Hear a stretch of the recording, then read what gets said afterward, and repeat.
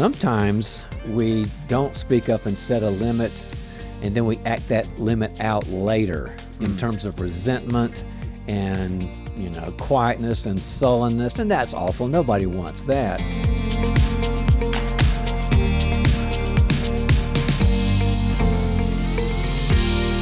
Dr. Townsend, welcome to Focus on the Family. Welcome back. Glad to be here. Yes. Always good to have you. Let's get into the content, boundaries in marriage. Let's start with, what is a boundary? Well, simply put, it's a property line. It's whatever denotes the difference between what you are responsible for and own what you're not. Now, in our world, think about your home. Your home, if you went to your county seat and you have an apartment or a house or a condo or whatever, it would say, here's where the line ends and begins. And what's inside that home? If you got a plumbing problem, it's your problem. Now, I want to be a good neighbor. I love my neighbors. And if they have a plumbing problem, I want to be there for them. But ultimately, their plumbing problem is going to be theirs, and mine's going to be mine. And the way to look at it is, look at Proverbs 4:23. It says, guard your heart, for from it flow the well springs of life. Our heart is kind of all we have. Our values and our passions, our emotions, our thoughts, where we're going in life. And that's inside our skin. That's our ultimate boundary, is what's inside of us. No, that's so good. You had a story that illustrated that. I think it was Steve and Stephanie. I'm sure you've changed all those names. But what was hurting their marriage? Well, the same things that hurt a lot of marriages, Jim. Sometimes it's just good old-fashioned pride and selfishness. Sometimes it's immaturity, where a person hasn't had a lot of occasion to grow. Sometimes it's not knowing oneself. But in this case, he kind of was a combination of those. His interest, he was a nice guy, but interested in his career, his feelings, what's interested in to him, and she was sort of on the side periphery of his mind. Well, she had desires and dreams that which God gave her too, about career and this sort of thing. But he wasn't really engaged in that. If it didn't have to do with him and his betterment, then she was kind of left out. And it was really hard and sad for her. So that's what I had to point out to him, was the difficulty. And one of the reasons they came to therapy with me was because she had to set a limit. And the limit was, we're going to counseling. And I think you mentioned that she felt like she continually saquerized. And 100%. He didn't recognize that. And then she felt like, he doesn't care about me. Right. And when I got to him and started querying the history and all this, yeah, he did care about her. Yeah, of course. But he had a focus on himself that wasn't a mature one.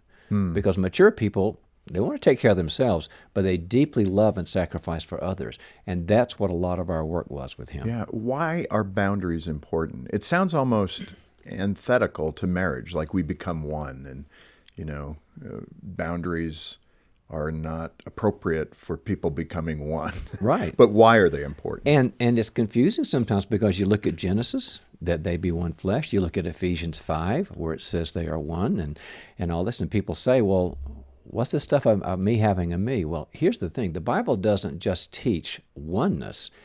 It also teaches that you've got to be a complete person to come in and be that one. In other words, it requires a healthy two. To make the one. Because think about all the passages you read about completeness, teleos, maturity. We are called to be complete individuals, able to love and follow God, know our passion, know where we're going in life. Those two people are supposed to be on the path to individual maturity, and they make a great marriage when they become one.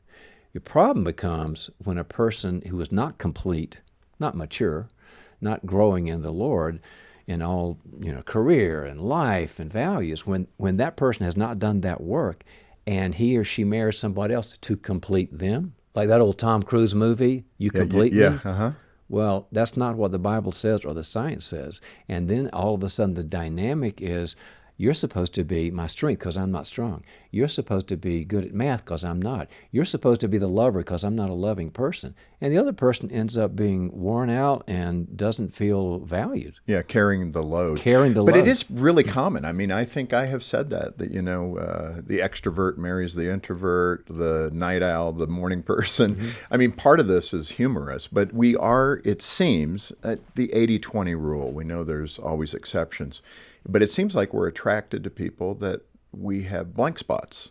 And that is appealing to us because we don't have that, right? Is that a fair? But that's different than being mature and complete in your character, your your makeup. When Yeah. you're attracted, if you're an extrovert, you're attracted to a thinking, deep thinking introvert, which would be my case with my wife.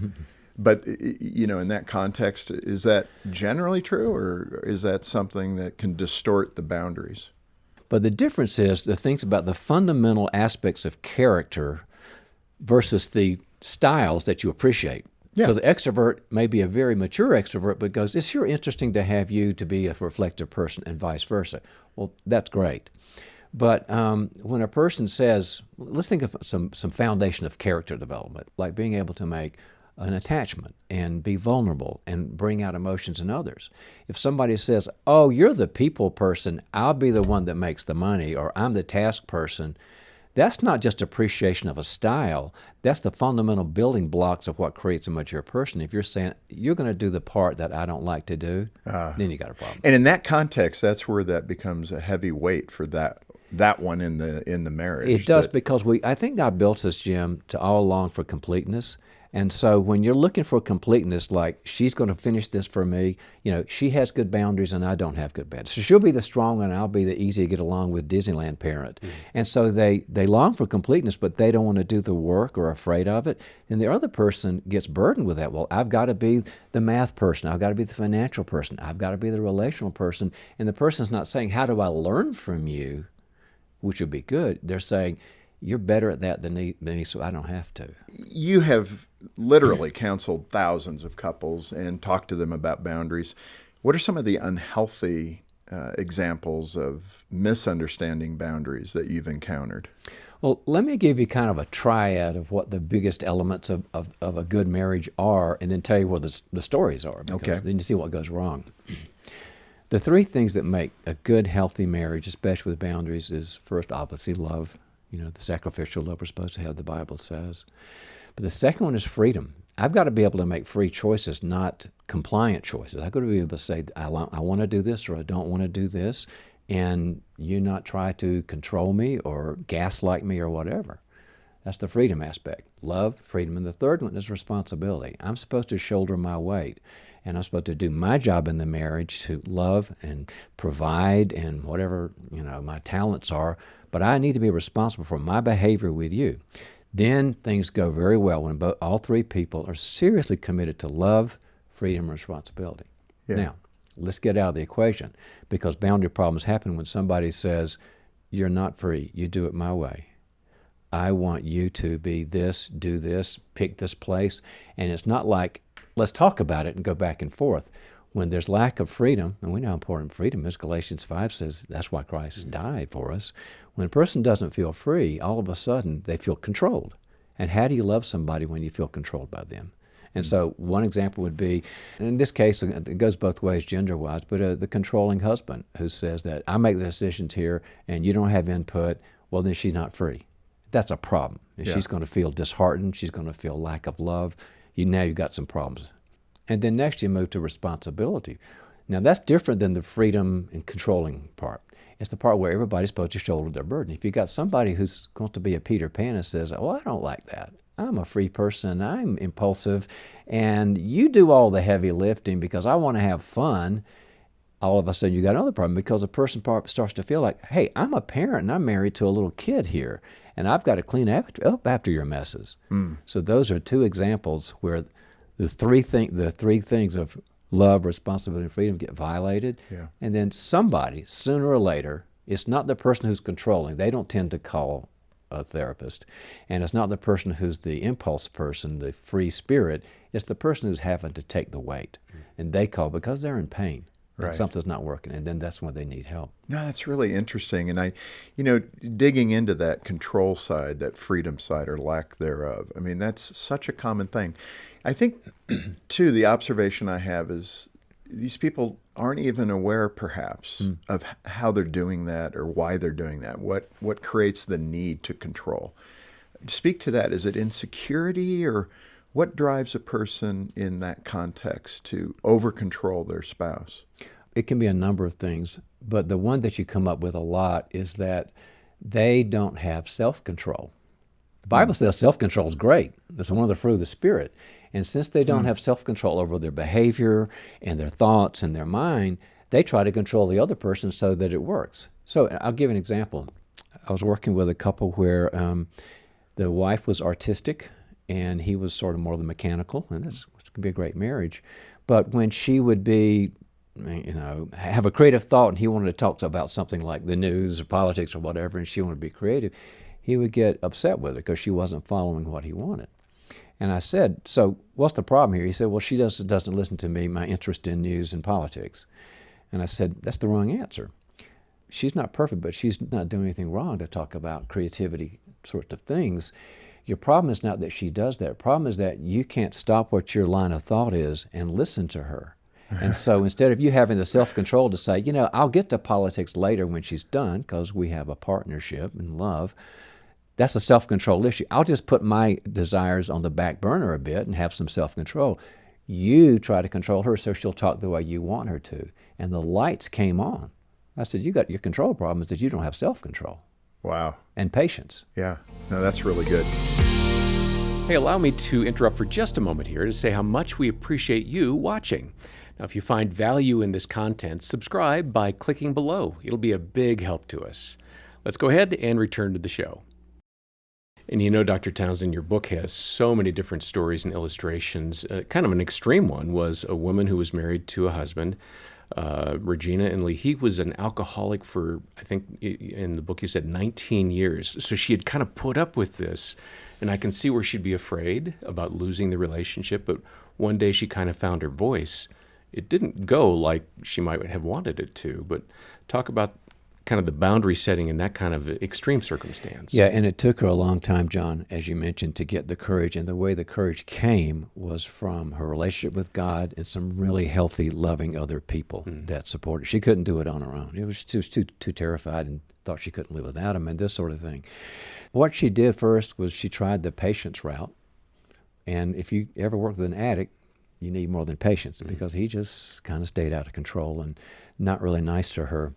But finally, as you say, she got her voice because she began praying and saying, God, I'm not happy. The kids aren't happy. I want to be a loving wife, but I don't know what to do. She had no skills. And then she found a good support group of Christian folks that had read a lot of boundaries material and said, we will help you because we see that some things going on and there's no truth and love in your marriage, and we know that you want to be that way. So she didn't start off with anything major. She just said, this is a problem and I can't stop you. Boundaries aren't about stopping the other person. Then you're becoming controlling. Right. But it's about we can't abide with this. And so I want you to get some help. Let's see some people together, go to AA. And he fought it and fought it and fought it. And she went and got professional help. Sometimes you have to do this where the person says, if you won't go to marriage counseling, I'll go by myself. And I'll talk to the marriage counselor by myself with you not in the room. And a lot of times the spouse will go, I want to be in on that conversation. Yeah, exactly. If you're talking about me, yeah. And they'll go, but in this case he wouldn't. Yeah. But she got great help, great church, great small groups and all that. And she finally said, as long as you continue drinking and you don't get any help, this isn't working for us. And I may have to move to another room in the house or something like that. And he blew up and said, no, I'm just leaving. And that was it. And for then. And he went and got an apartment because he didn't have a problem and she was the problem in all this. Well, the magical moment happened when she stuck to it and she cried and she wanted to take him back because she missed him and all this. He started missing her. He missed the love and the warmth and the kids and the great times. And like the prodigal son wakes up in the pig pen, he was miserable and knew he was.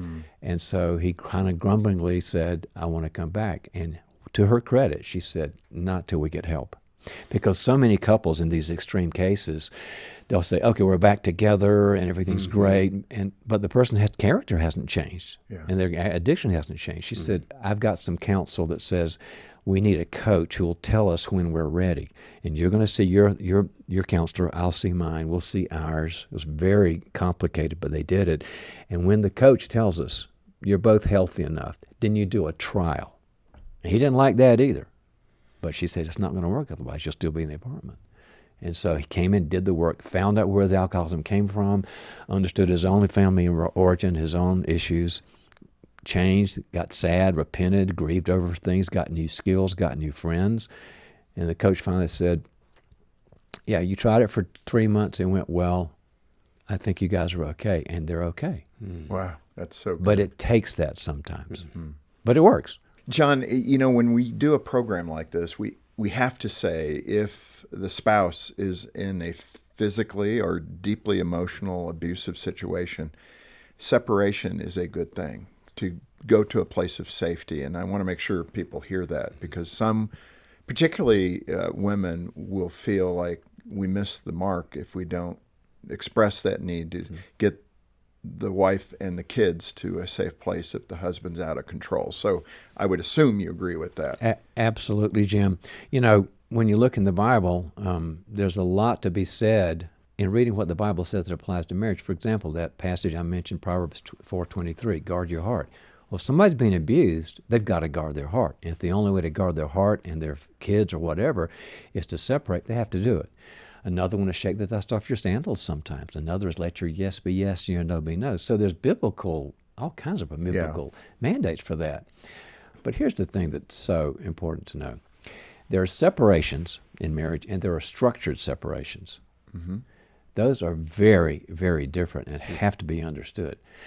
Separation may be, well, this is not working, we're all both miserable. You just go over here and maybe in time you'll be better. Well, time alone never fixed a character. You have to have time plus people that give you the truth, plus people that love you, a process and skills. It's got to be time plus relationship plus truth in the growth process. That's what a structured separation is. Structured separation is, here's your goals. You tend to be financially irresponsible. I had a wife that he made a lot of money, and she spent a lot of money, and she didn't think anything was wrong with that. And so they had to have a separation because he was going bankrupt.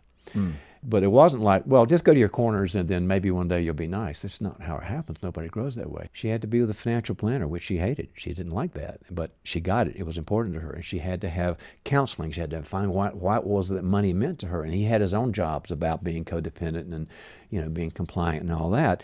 They had their tasks of growth that were led by people who were mature. And then they came back together on a time level with structure. A structured separation, you've got a much better chance of getting the marriage you never thought you could have. Yeah. But separation alone just doesn't do it. Right. And you advocate for that in terms of separation can be a healthy thing to get your bearings. Even the story you just shared where the alcoholic husband came to his senses. You're giving them a prodigal moment, that they can wake up because you're depriving them of what they've enjoyed, the good things, Right.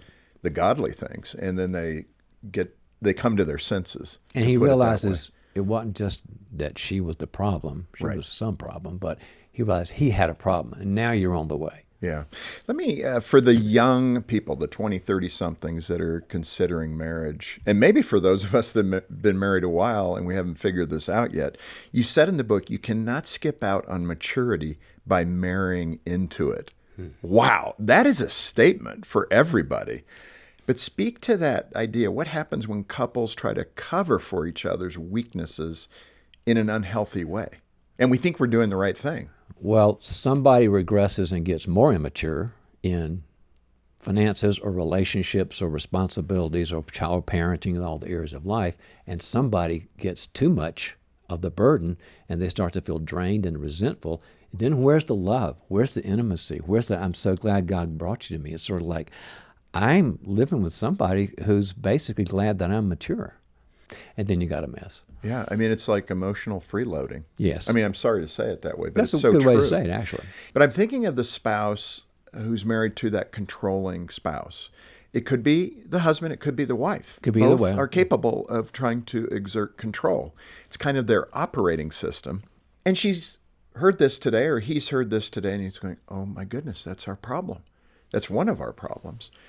How does that spouse who is being controlled in an unhealthy way today broach the subject with the controlling spouse to say, honey, I heard something today. How do you do that? Yeah, that's the question, and there are answers for that. And there's different kinds of control too, Jim. There's aggressive control. You're going to do this, the threatening, scary stuff. But now we're learning so much about a thing called gaslighting, where you try to make them feel like they're crazy and you're the sane one, and they question themselves. It's all kinds, and that's a manipulative, indirect control, whichever it is. When that spouse understands, somebody's trying to control me. Well, first off, realize all human beings are control freaks. Ever since the fall.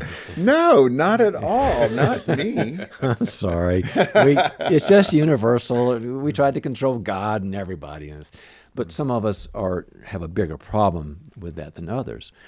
But generally speaking, that spouse who is really miserable in this position, sometimes her first response is to blow up. I call it ignore and zap. I put up with this for 20 years, and then she becomes Kabang. Godzilla, and it's not pretty. Yeah. That didn't help anybody. Yeah. And the second one is, I'm going to put a boundary on you. Well, that's impossible. You can only set a boundary on you and hope the other person will respond. So we get to the sort of like beginning, I'm going to get out of my unhappiness, ones that don't work. But the best one is to do what the Bible says. You go to Matthew 18. And where Jesus said, no, if your brother sins against you, go to him. And then it talks about, speaking the truth in love to each other and be vulnerable and all this. And sometimes if a person's not a severe controlling boundary person, they'll go, I've gotten that feedback before. I'm sorry. How'd that affect you?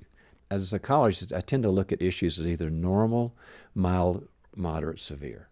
Mm-hmm. A mild person who's controlling will go, yeah, I do that. And I've heard that I do that. I'm sorry. And what can I do different? Mm-hmm. But then the Bible says, if they don't respond to you,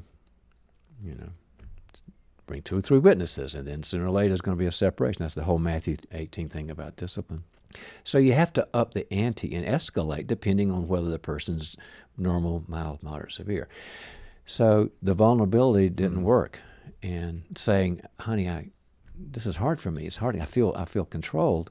And if he says, well, it's your problem, then you have to do other things. You have to say, then you have to go to a warning. Well, I'm going to have to take some action on this. I'm not going to control you, but I'm really hurting. And if you don't hear my pain and my vulnerability, I've got to do something else. And then you go get help. And then you finally say, there's going to have to be a consequence. You don't just throw it at them. And we'll talk about consequences at some point. It sounds oxymoronic because you're saying how boundaries help you achieve freedom. Explain that. It does sound oxymoronic, Jim. But as we know, there can be no intimate love without freedom. A slave can't be in love.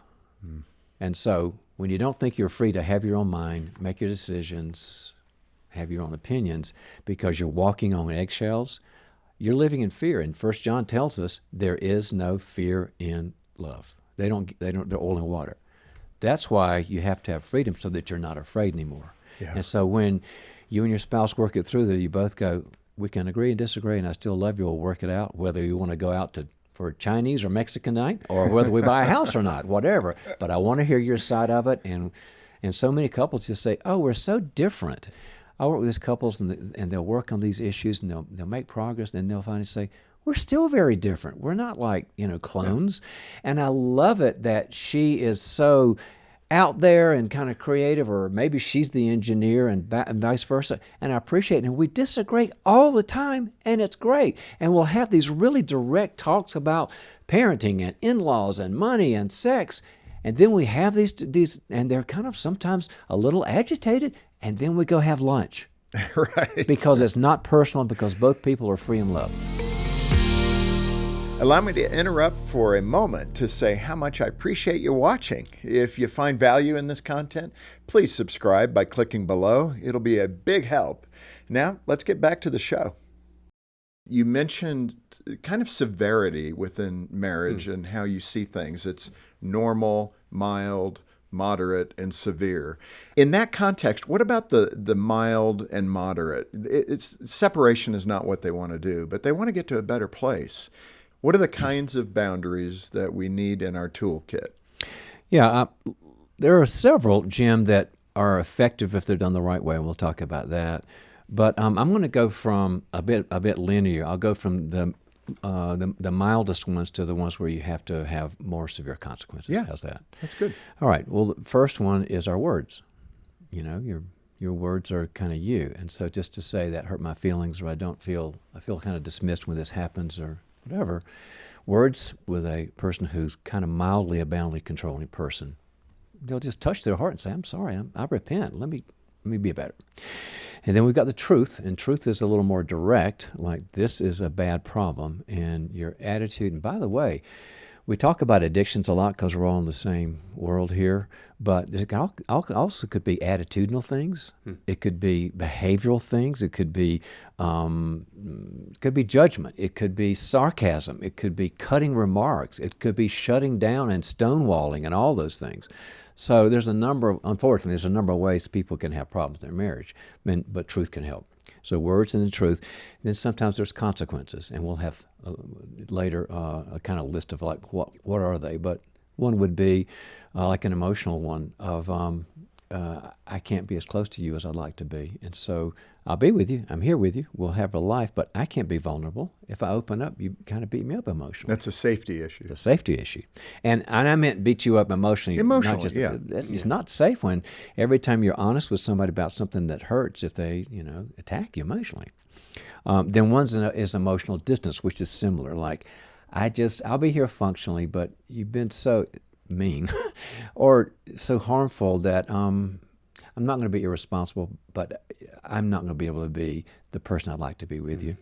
Then we move to physical distance. Sometimes I've got to be in another room. If you say this, I'm going to leave the room. Or if you say this, I'm going to be in the room and stay in the room, or we're going to have to live in two separate areas or in two separate houses sometimes if it's really dangerous.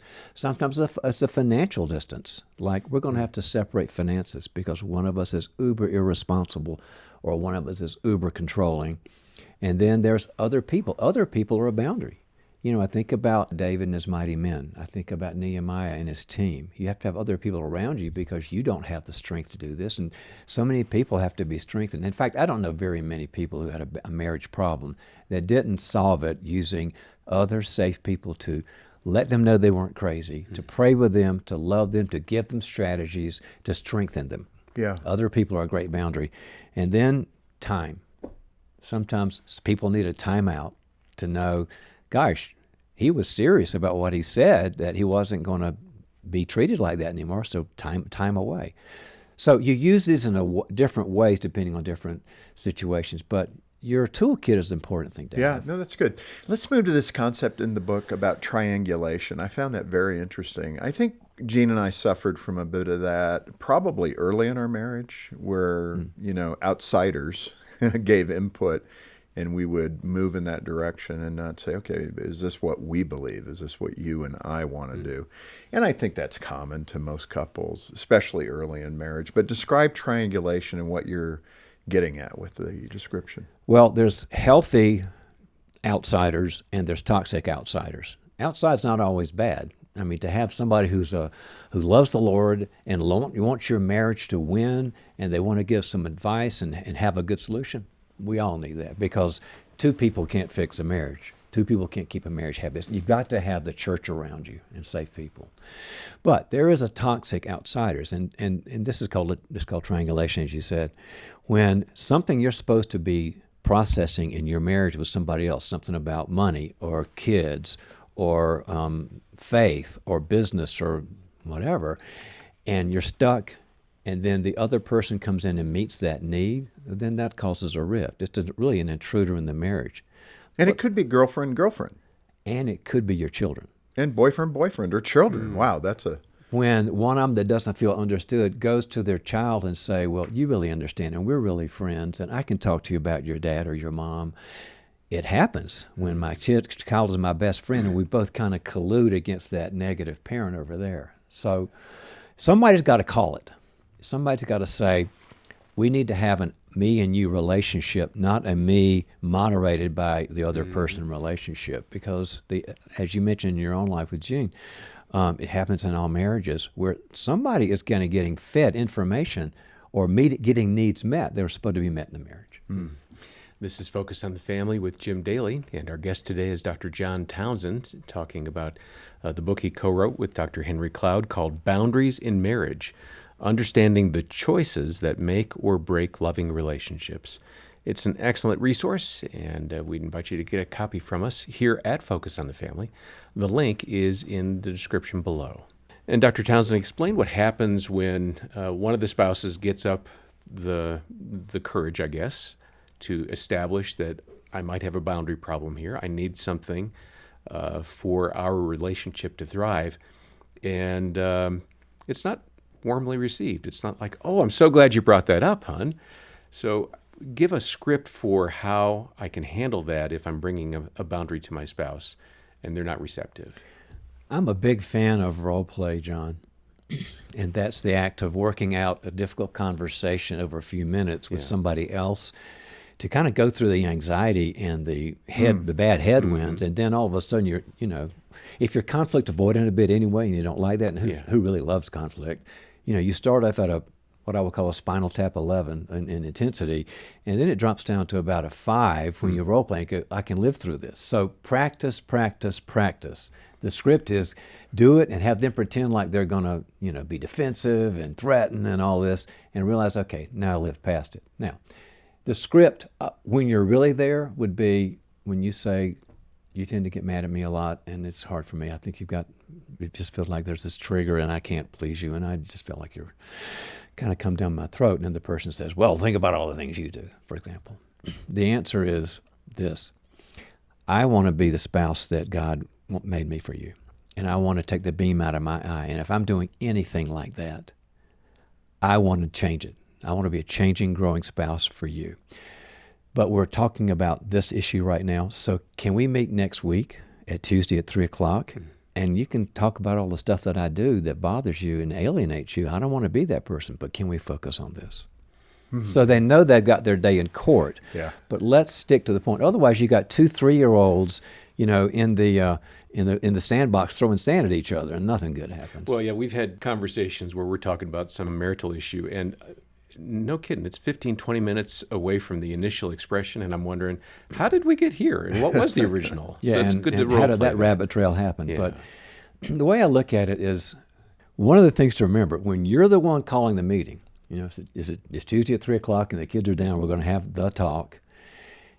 If that other person can rabbit trail you, well, then you've lost control. Mm-hmm. Who called the meeting? Well, you did. Who's in charge of the outcome? Well, you are. Mm-hmm. So when they start diverting or getting defensive, say, this is hard for me. Can we get back to it? Or if you want to speak to me next week or whatever, but it's not bad control. You have to control the structure of the outcome, or it ends up being a bunch of useless rabbit trails.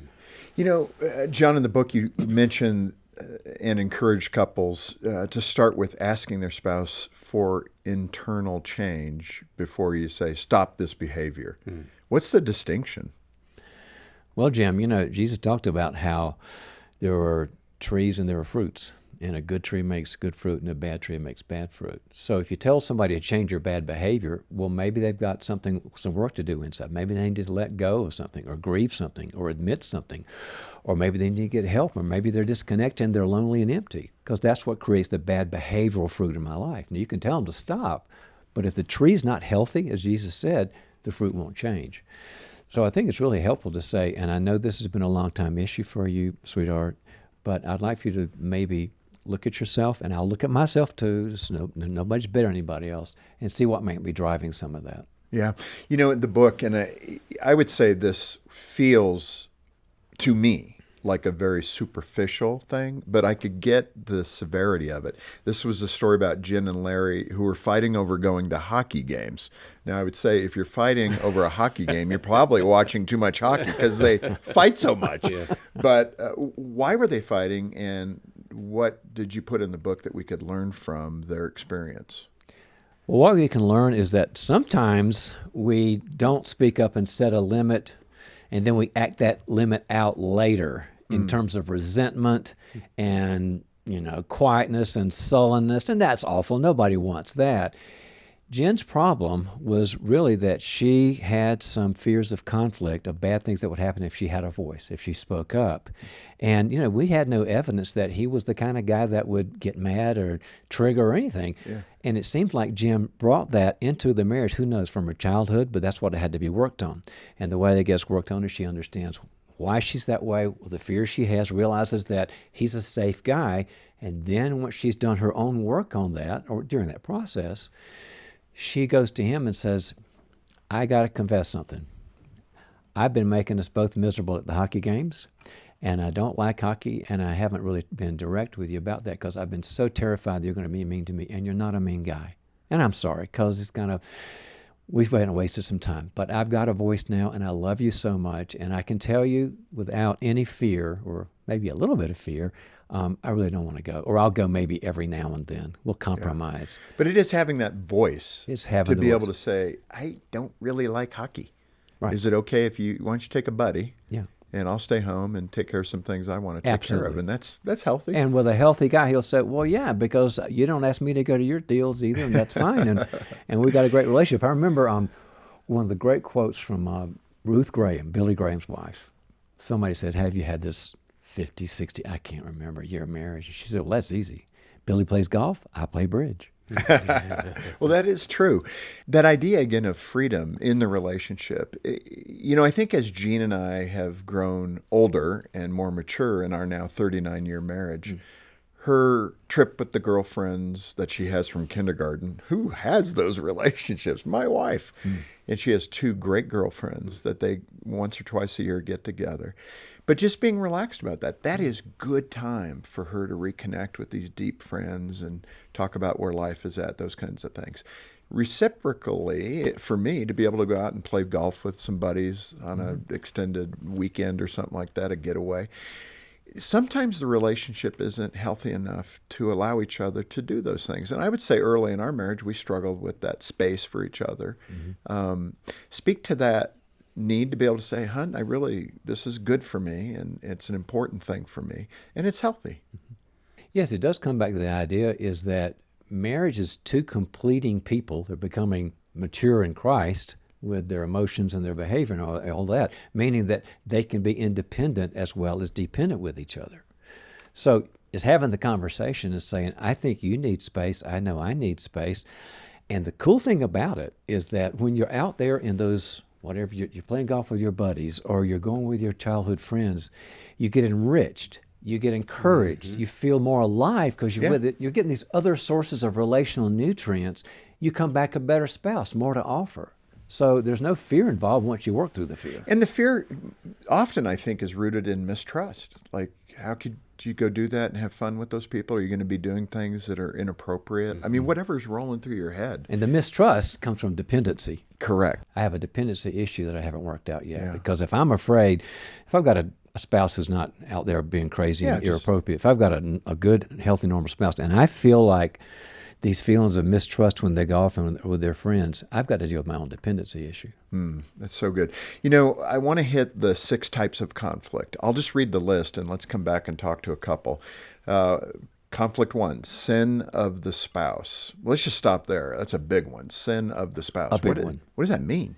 Yeah, Jim. I mean, we're all sinners and we do this. And there's a number of ways that one person can say it's their issue, and it is. It's not like always both of us.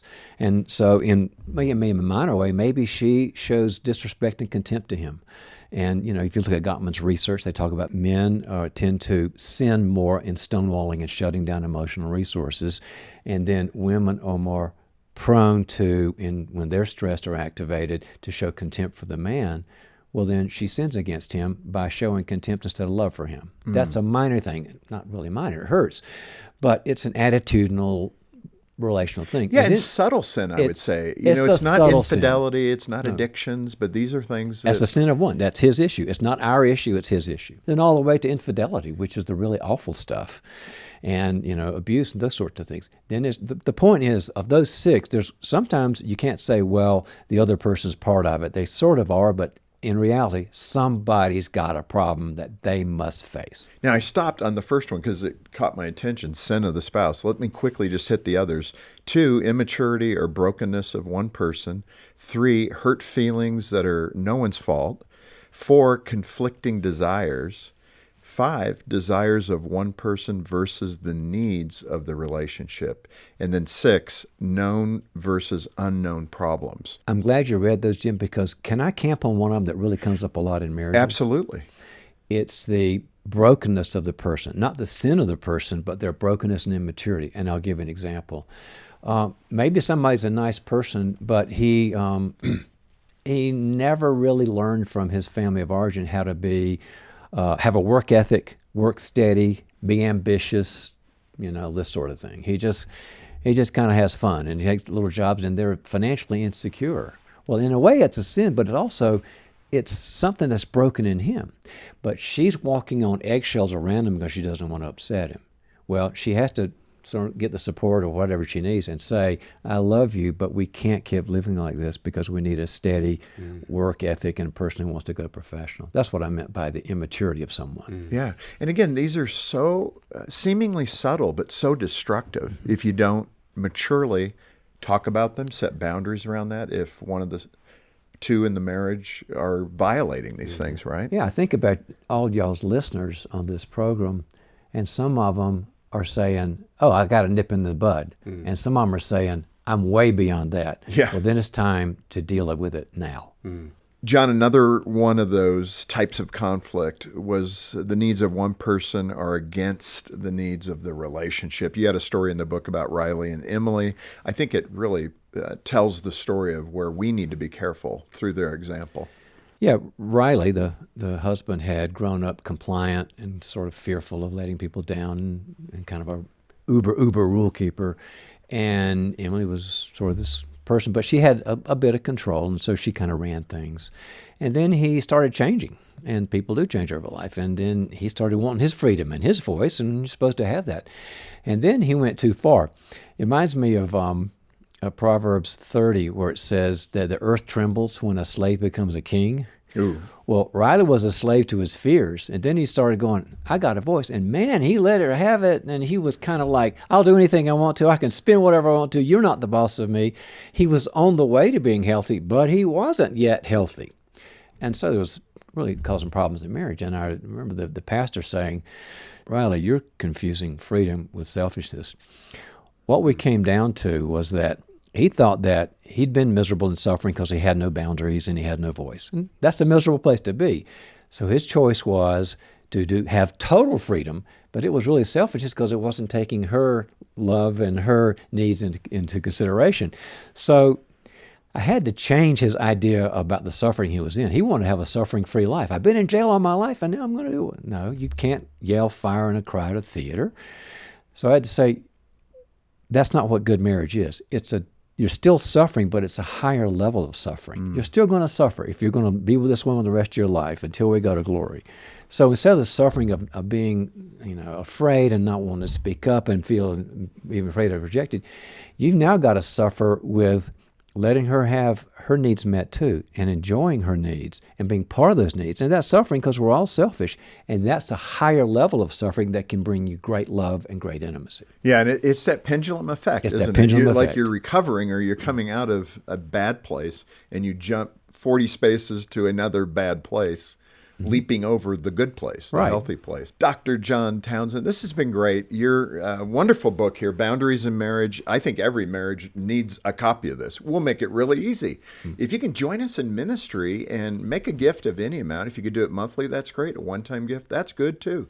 If you can do that, we'll send you a copy of the book, as always saying thank you for being part of helping other marriages. If you cannot afford it, hey, we're into making your marriage the best it can be. Just get in touch with us and we'll give it to you, and we'll trust others will cover the cost of that. That's pretty easy.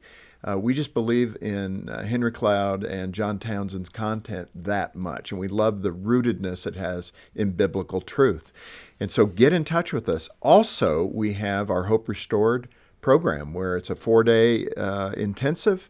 It's got an 82% post 2-year success rate, meaning we go back to every attendee. We don't cherry pick those. We go back to everyone and say, are you doing better? Are you still married? And 82% say yes and yes. And so that's a really good thing. We're here to help you. Yeah, take the steps by getting a copy of this book, Boundaries in Marriage, or by learning more about Hope Restored. We've got details for you in the description below. What I always prescribe to people, and this is not about me, but it's about the book, is that it's nice to have a his and hers. One's on your nightstand, one's on their nightstand, and they read the chapters together, underline things, and they talk about it. So it's not like, oh, my spouse got this book that I've got to read. We've got our own. And so I would be happy to provide the second book in that couple. Well, that's really generous. Kind of that's buy great. one or donate one and get Yeah. another. Yeah. All right, let's see where it goes. And thanks for joining us today for Focus on the Family with Jim Daly. I'm John Fuller, inviting you back next time as we once again help you and your family thrive in Christ.